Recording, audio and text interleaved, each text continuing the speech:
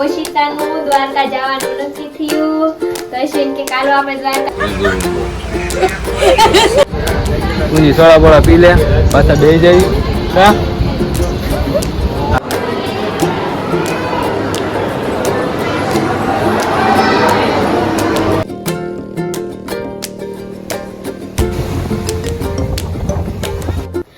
Hello guys, કેમ છો? મજામાં થશો તો અમે જઈ રહ્યા છીએ દ્વારકા. ઓશિતાનું દ્વારકા જવાનું નક્કી થયું તો અશ્વિન કે કાલો આપણે દ્વારકા જઈ આવી કે પછી વેકેશન ખુલી જશે એટલે અમે જઈશું દ્વારકા.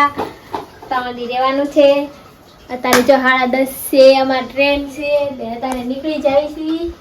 10:30 અમારી ટ્રેન છે, 10:10ની. હવે ના ટ્રેનમાં બેસશું, વિડીયો ઉતારશું, બધું જ બતાવશું તો અમારા વ્લોગમાં બન્યા રહેજો.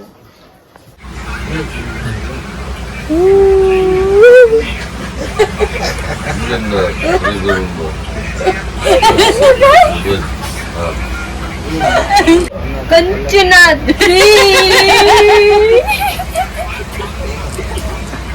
ચંદુભાઈ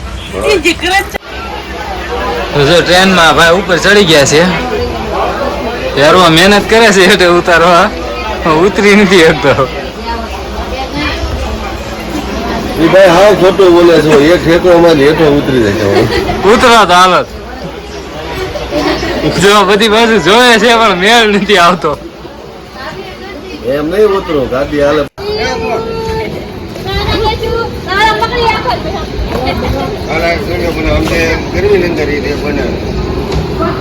તો જો દ્વારકા આવી ગયું છે, જે આપણે જવાનું છે બેટ દ્વારકા પહેલા જવાનું છે. આ પણ એક યુટ્યુબર જ છે.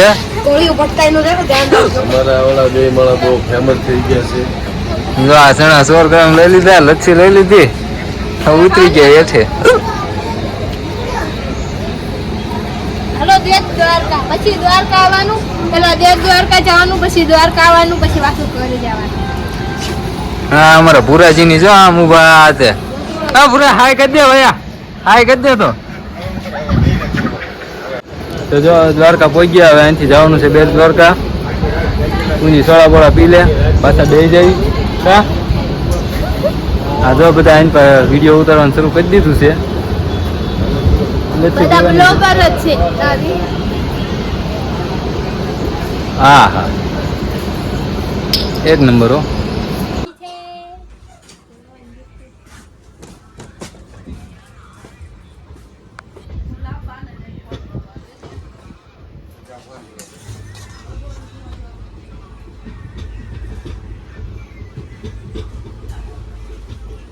આવ્યા બસ આ બધા લાગી ભૂખ જો શરૂ કરી દીધું.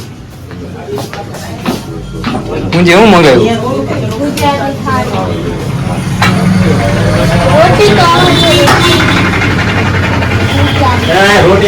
ખાઈ લો મમ્મી ને આ બધા રિક્ષામાં જઈ ગયા છે, થઈ ગયા તૈયાર.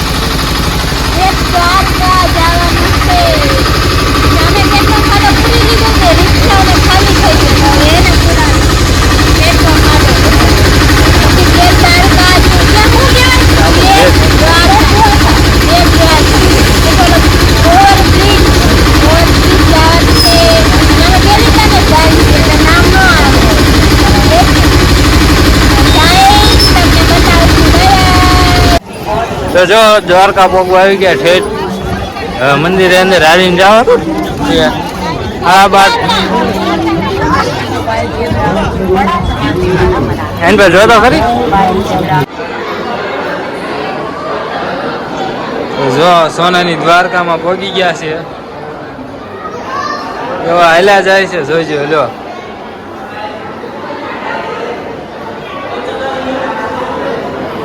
કેવી છે સોનાની દ્વારકા.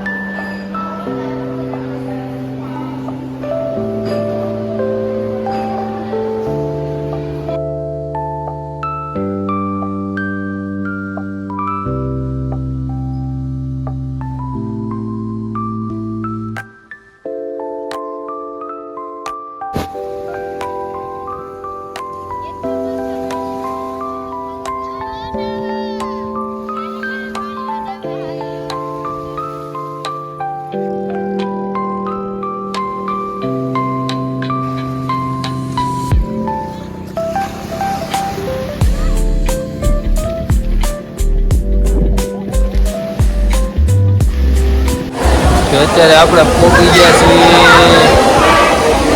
નારેશ્વર મંદિર શંકર પાર્વતી.